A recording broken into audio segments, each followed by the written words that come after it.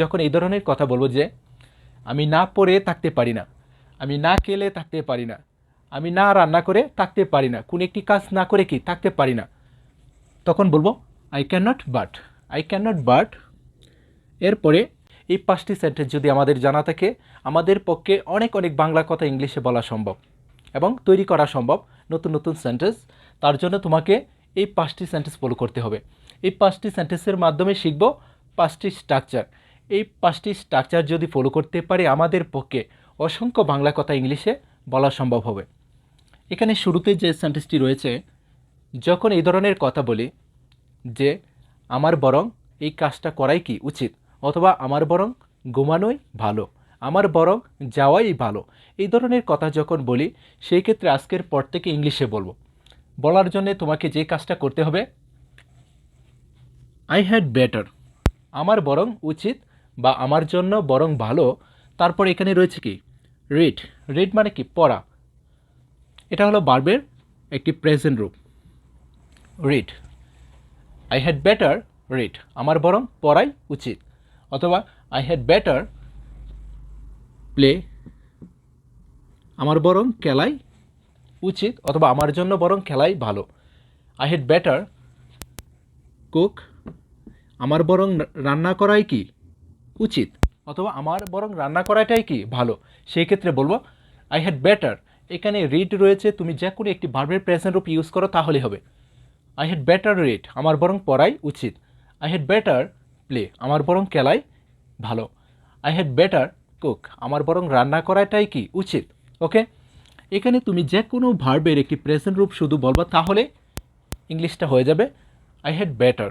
I had better, তারপরে শুধু এখানে ভার্বের প্রেজেন্ট রূপটা বলবো। ওকে, আর যদি নেগেটিভ করতে চাই যে আমার বরং না পড়াই ভালো, আমার বরং না খেলাই ভালো, আমার বরং রান্না না করাই কি উচিত বা ভালো আমার জন্যে, সেক্ষেত্রে বলবো আই হ্যাড বেটার, এখানে নট বলবো। I had better not read, আমার বরং না পড়াই ভালো।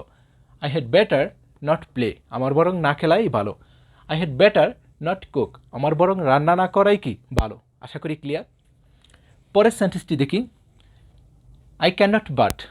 আই ক্যান নট বাট এই নিয়মটা ইউজ করব যখন এই ধরনের কথা বলবো যে আমি না পড়ে থাকতে পারি না, আমি না খেলে থাকতে পারি না, আমি না রান্না করে থাকতে পারি না, কোনো একটি কাজ না করে কি থাকতে পারি না, তখন বলবো I can not but. I can not but এরপরে এখানে রয়েছে কি রিড। রিড রয়েছে মানে তুমি যে কোনো একটি ভার্বের প্রেজেন্ট রূপটা এখানে বলবা তাহলে হবে I can not but read, আমি না পড়ে থাকতে পারি না।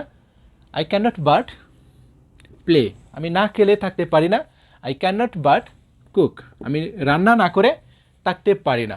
Okay, next, I am suppose to read. যখন বলবো আমার কোনো একটি কাজ করার কথা আছে, আমার যাওয়ার কথা আছে, আমার খেলার কথা আছে, আমার রান্না করার কথা আছে, আমার পড়ার কথা আছে, কোনো একটা কাজ করার কি কথা রয়েছে, সেই ক্ষেত্রে বলবো I am suppose two. I am suppose two, তারপর এখানে রয়েছে কি রিড। রিড মানে যে কোনো ভার্বের একটি প্রেজেন্ট রূপ তুমি এখানে ইউজ করবে। Okay, I am suppose to read, আমার পড়ার কথা আছে। I am suppose to play, আমার খেলার কথা আছে। I am suppose to cook, আমার রান্না করার কথা আছে। ওকে, যখনই বলবো কোনো একটি কাজ করার কথা আছে, যে কাজটা করার কথা আছে তার যে প্রেজেন্ট রূপটা রয়েছে, মূল রূপটা রয়েছে, সেটা শুধু এখানে বলবো তাহলেই হবে। ওকে, পরের সেন্টেন্সটি দেখি, I need to.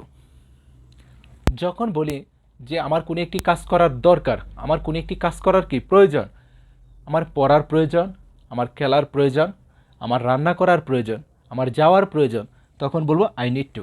I need to read, আমার পড়ার প্রয়োজন। আই নিড টু প্লে, আমার খেলার প্রয়োজন। আই নিড টু কুক, আমার রান্না করা প্রয়োজন। ওকে, নেক্সট,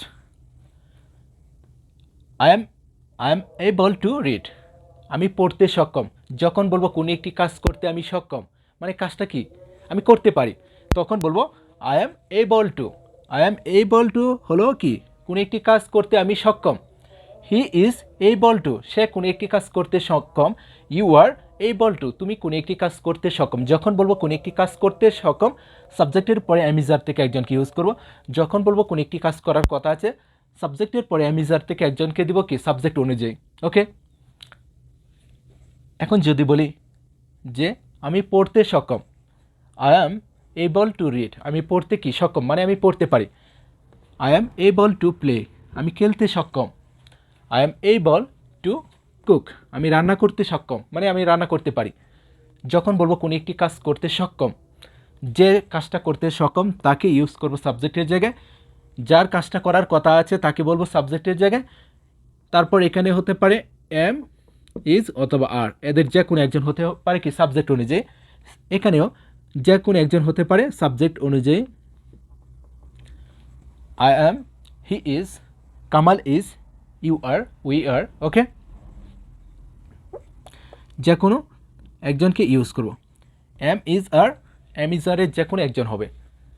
এখানে হবে এবল টু, এখানে হবে সাপোজ টু। যখন বলবো কোনো একটি কাজ করার কথা আছে, কোনো একটি কাজ করতে সক্ষম, এবল টু। তারপর এখানে হবে কি ভার্বের প্রেজেন্ট রূপ, আই নিড টু।